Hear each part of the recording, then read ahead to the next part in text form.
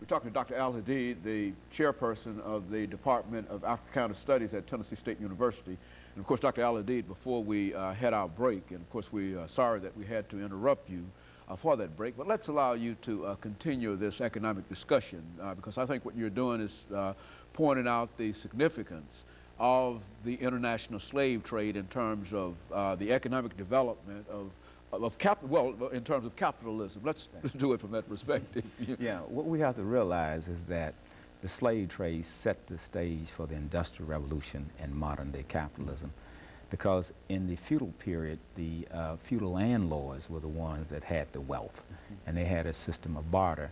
Now, the merchant classes were not the most wealthy people, nor were they a part of the royal families, so that the venture capitalists invested in the slave trade, accumulated their wealth, and then in Manchester, England in 1750, when they started the first Industrial Revolution, these people were able to invest in that project.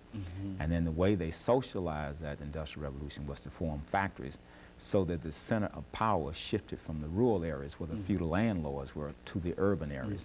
And the same exact phenomenon happened inside the United States. A lot of people think that Lincoln freed the slaves for humanitarian reasons. Lincoln freed the slaves because the United States was moving from a feudal economy into an industrial economy. And they needed people to come into the labor force with a wage so that they could expand the markets to sell the products that were being produced. So there is a direct link between the Industrial Revolution and modern-day capitalism and slavery. Modern-day capitalism and the Industrial Revolution would not have been possible in the Western world without slavery in the form that it took. You're talking about chattel slavery, where the people were not paid a wage, and all that money that they did not pay to the slaves, they invested, they accumulated wealth.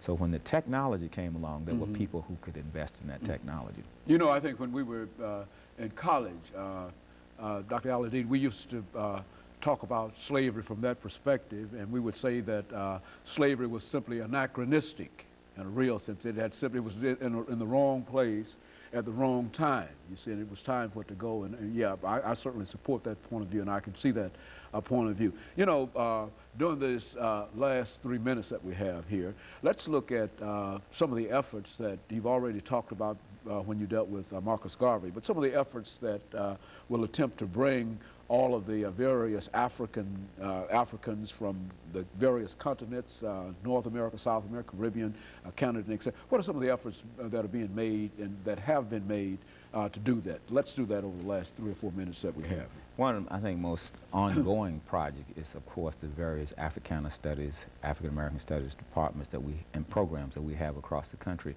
What we're trying to do now is understand the African-centered paradigm and to put together an intellectual project where we connect Africans up with the same knowledge base and with the same culture, because we realize without a paradigm and without a shared ideology, it will be impossible to bring all Africans together.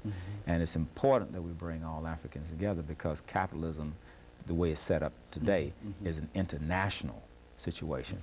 And one example I can show you of how independence came to South Africa, it was the fact that African Americans inside of this country put pressure on this government, put sanctions against South Africa, imposed sanctions on U.S. corporations that invested in South Africa, that set the stage for that apartheid regime to get weaker and weaker, and then the revolutionary forces in South Africa could move forward to take the government as they have done and to develop it along the lines of majority rule as opposed to the white supremacy, which was at that time was minority rule inside of that country.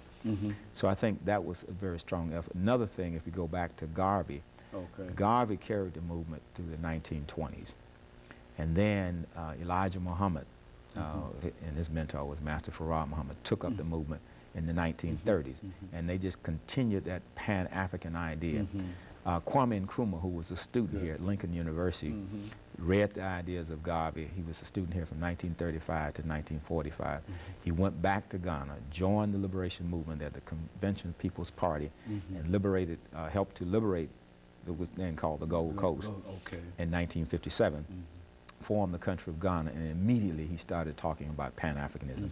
And he served to provide resources and training for other African countries to liberate themselves from British colonialism, French colonialism, Portuguese colonialism. He provided the technology, he educated the people. So that whole spirit of Pan-Africanism, and from that they formed the Organization of African Unity in Addis Ababa, Ethiopia, and that provided an umbrella structure for Africans to at least move toward unifying. And I think today what we see with the celebration of programs, holidays such as Kwanzaa, which started by Maulana Kareem in 1966, we're trying to now rediscover our culture and make a genuine connection with Africa from a cultural point of view. And we also have a lot of religions that are reaching back to Africa. Say in the Christian community, you have the Imani Temple, started by Archbishop George Stallings, and the Shrine of the Black Madonna. All of these groups are trying to take Christianity and connect it back to the African continent. The same thing is being done in the Islamic community, but we're trying to reconnect with Africa and the Muslim world through that whole Pan-African concept. Well, Dr. Al-Hadid, let me thank you, let me thank you for coming by and giving us that excellent information about the African in the New World, the Pan-African movement, and all of that excellent information that you've given us. And I'm sure that our listeners will have a better understanding of the African in the New World. And let me encourage our listeners to tune in again next week for another informative edition of Comments. Thank you and good morning.